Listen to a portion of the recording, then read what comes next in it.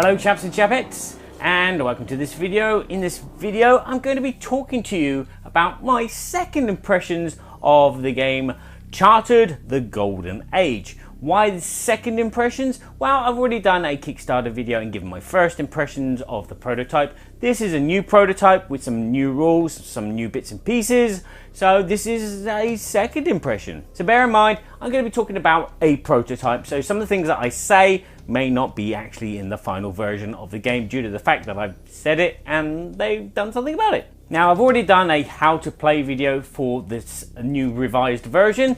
There's a link up on the screen right now. You can go and check it out if you want to, or there's a link in the show notes, or there's a video right at the end in the credits that you can click on, and that will take you to that if you want to wait until then. So let's start with my impressions of the game. Well, I still like the game. It's a good, solid Euro style game, and if you like Euro games with cards and bits on a board, this is what it is. The differences between the first version and this version is you have these random event cards which are mixed into the card deck, which will come up and change things. And there's also the board is now double-sided, so there's a smaller map for when you're playing with 2, 3 or 4 players. So let's go back to the basic game. The basic game is that players will have 2 actions that they can choose from on their turn, which is nice. It's simple.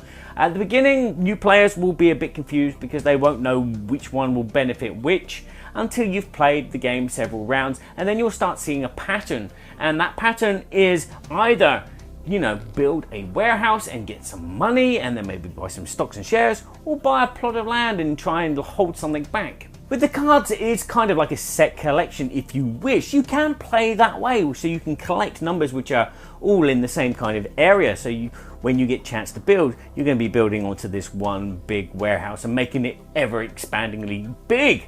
And the other thing is, with that strategy, you can go 2 ways. You can just like hold these cards back and then play them at the end, or you can just do the reverse of that.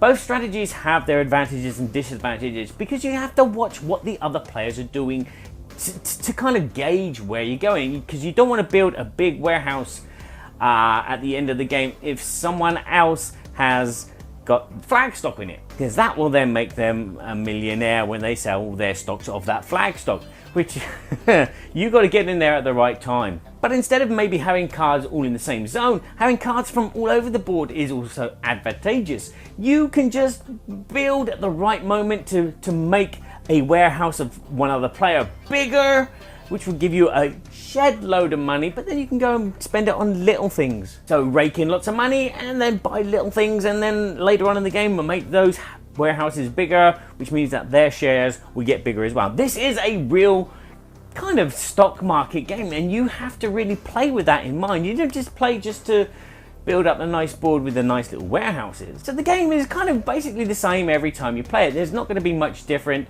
much like Ticket to Ride or any other games, Royals or whatever. It's just how you play the game and what the other players do and how you react. The game is really mathy.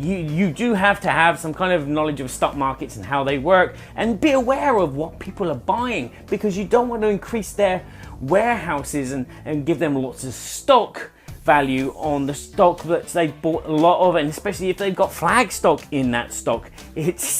It's a balancing game. But then again, you don't want to hold these cards at the end of the game because they're going to penalize you. Not a lot, but they will penalize you. Because of the mathiness, at the end of the game scoring, where you're selling all your stocks and getting the money back from the stock market on those stocks, can be quite long and arduous as you count out the pieces. It would be nice to have a score pad, and I think they're actually going to employ a score pad into that to make it easier and make it quicker.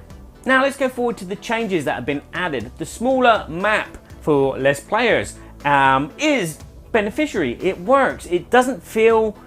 It does scale kind of really well. It doesn't feel any different, apart from the numbers are different. Obviously there's not a lot of space on the board, so all of the enterprises won't be built onto the board unless players at the beginning of the game do that purposely. But the game feels tight, and it feels solid, and it feels fast as well. The one little drag is the setup times. There are some cards that you have to remove if you're playing with less players, and there's some buildings that you have to remove if you're playing with less players as well. There could be an easier way to do that if the cards were colored differently, and then they could be removed quite easily, because you're basically removing level cards or B numbered cards. And with the buildings, if they were slightly two-tone, maybe grey and brown, you can just remove all the grey ones and then play with just the brown ones, just to make it easier for setup. Moving on to the random events. It's an optional thing. You can add these into the deck if you wish to. It's not obligatory. They add flavor to the game, some flavored text. Now, if you like your Eurogames dry, like I kind of do with, as I said, Ticket to Ride and Royals and New York 1901, they kind of stick out when you add them in. But bear in mind, I've only played it once with these random events. Now, these random events affect the stock market. They may even affect what money you have in front of you. They may say, well, yeah, your ships have sank, you lose this amount of money to buy new ships to replace the ships, so you have to pay that money. And these are very, very, very small events that happen. Maybe some shares will go up by, you know, one movement or two movements, and that's about it. Again, there was times when the deck would just chuck up random event after random event. So like every time it was like, oh, another random event, and something would move a little bit. It would be nice if there was some way to like place them in at certain times of the game, you know, maybe split the deck up like in Alhambra, and then you place two per deck and then put the decks together, and that's the deck ready. So these events just come up at like a regular speed instead of like 1, 2, 3, 4, 5, 6, 7, 8, 9, 10, and it just, again, fewer events would probably be a lot better.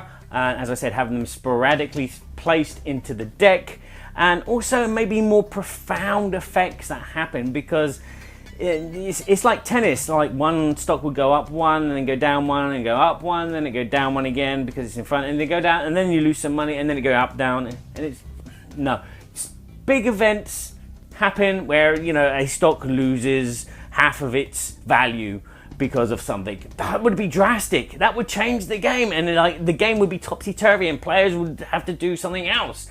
You know, little events like that, which are just like a bit more grandeur, be great. As I said, the flavor text for me kind of gets a bit, yeah, I just want to take my turn, because the game, once it gets going, is pretty fluid and pretty fast. Two choices, remember, two actions that you can choose from. So to the art and the components, they're prototypes. I'm not going to go too deeply into them. The colors are kind of drab and brown and tan color, but that's not important to the game, because you're constantly thinking about what you're going to do and where you're going to build it. Again, they need to place the numbers on the sides of the spaces so you can see where they are, because there are lots of times, even though you've played the game several times and you kind of like know the layout of the streets and what numbers are where roughly, you'll still be double checking to make sure that that is that number there. And talking about levels, those level cards are the greatest, most powerful cards in the game, and they do get snapped up straight away, and they're the same price as the normal cards, which is kind of strange. It would have been nice, you know, having them maybe a bit more, maybe twice the value of their base, of the base ones, because they are such powerful cards and they can have such an effect on the game. Talking about the levels, the level cards are still very powerful for the value that they are. They are basically the same price as a plot of land card, and they get snapped up really, really quickly. If they were more expensive, that might add another layer of strategy to the game, because players won't be so willing to part with a lot of money to get these super powerful cards, especially if they can't use them at the beginning of the game. For example, you know, you buy a level 4 card, you can't use it at the beginning of the game because everything's like level 1, and then you have to wait for someone to play a level 2 card to make a warehouse a level 2. So all in all, an enjoyable Euro game with stock market and some nice tactile pieces, but hopefully some nice polish at the end will make this a Kickstarter for you or not. And hopefully this video is pointing you in the direction whether this is a game for you or not. So look out for the Kickstarter. There's a link in the show notes which will take you to the Kickstarter. There's a link on the screen now that will take you to the Kickstarter, and so you can check out its progress and how it's doing and what it looks like now. So I would say thank you very much for watching this video. If you've enjoyed it, give it a like. If you know someone that might appreciate learning about this game, share this video with them. And you can always go to boardgameseverybodyshould.com and check out everything that I've been up to in the board game world. So until next time, I'll say ciao for now, and remember to please play nicely with each other. Just sitting at